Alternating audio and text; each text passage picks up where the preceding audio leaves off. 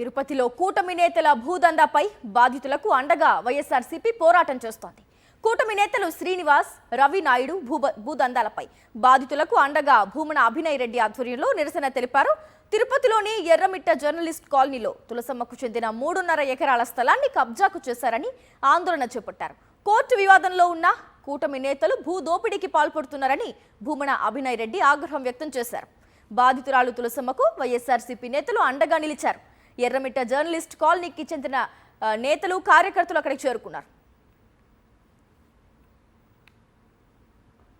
అందరూ పరామర్శించేదానికి వస్తూ ఉన్నారు, చెప్తా ఉన్నారు సార్. అందరూ కలిసి మాకు న్యాయం చేసి మమ్మల్ని కాపాడండి సార్. మా ప్రజానికి 67 ఎవరి వల్ల ఇచ్చినాము, అందువల్ల జిల్లాలన్నీ పెరిగారు సార్. మా రికార్డు కూడా చూడండి సార్. కోటమ్మకి వెనక్కి చెప్పుకోవచ్చు. 3 ఏళ్ళు అవ్వాలి సార్. ఆ కేసుల గురించి మేము అప్పట్లో ఎప్పుడు జరిగిన భగవంతుని దండం పెట్టుకుంటా ఉంటే దౌర్జన్యంగా మమ్మల్ని వచ్చి దూరే నేను ఇమంతా ఇంత పని చేస్తాను. మేము ఎవరు జోలికి పోలేదు, ఎవరికి మేము అడగలేదు. మేము ఉంటే మమ్మల్ని కానీ ఇంత పని మీరు పరామర్శించేదానికి అందరూ నాకు ఓదారుస్తూ ఉన్నారు సార్. మీరు అందరూ కలిసి న్యాయం చేయండి సార్. నా సొత్తు నా బిడ్డలకి ఇవ్వండి సార్. నా బిడ్డలందరినీ పోగొట్టుకున్నాను సార్. నా సొత్తు పోయింది సార్. మాకు ఈ ముందు నేను అనాదిగా నిలిచినాను సార్. రూము నాకని పెట్టుకొని ఉన్నాను సార్. నా ప్రాణం పోయినా ఆడ పడింటాము అని ఉంటారు. రూమ్ కూడా కొట్టేసి అడుక్కుంటాను. 3 ఆడవాళ్ళు చేర్చి పట్టేసినారు సార్. అట్టా ఇట్లా కథల్ని కంట చేసేసినారు సార్. ఎవరు మా బిడ్డల్ని ఊక్కుని రాలేదు. మేము ఏమి చేయలేక స్టేషన్కి అడిగిపోయినాము. ఇంత కలెక్టర్ ఆఫీస్ కాడ అడిగిపోయినాము. కేసు మాకు జరిగిపోయి మా సొత్తు మాకు వస్తే ఒకటి మేము ఆశించలేదు. పోలీసు వాళ్ళు మన మీద కేసులు పెట్టమంటే పరిగెత్తా వస్తారు.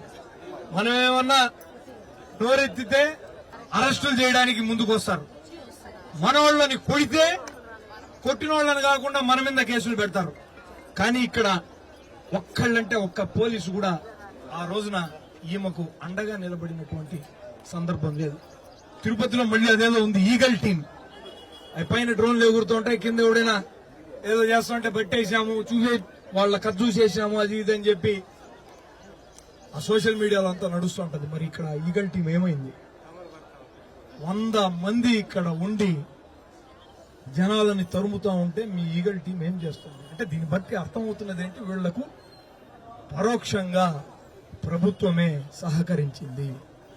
చంద్రబాబు నాయుడు గారి ప్రభుత్వానికి నిజంగా చిత్తశుద్ధి ఉంటే, తిరుపతి పవిత్రతను కాపాడాలని అనుకుంటే, ఇక్కడ అశాంతికి ఏమాత్రం నిలయం లేదు అని వాళ్ళు భావిస్తే, ఈ సైట్లోకి దిగి ఈ పెద్దావిడ దౌర్జన్యం చేసి ఈ భూమిని చెరబట్టినటువంటి వాళ్ళందరి మీద క్రిమినల్ కేసులు పెట్టాలన్నటువంటిది మన పార్టీ డిమాండ్.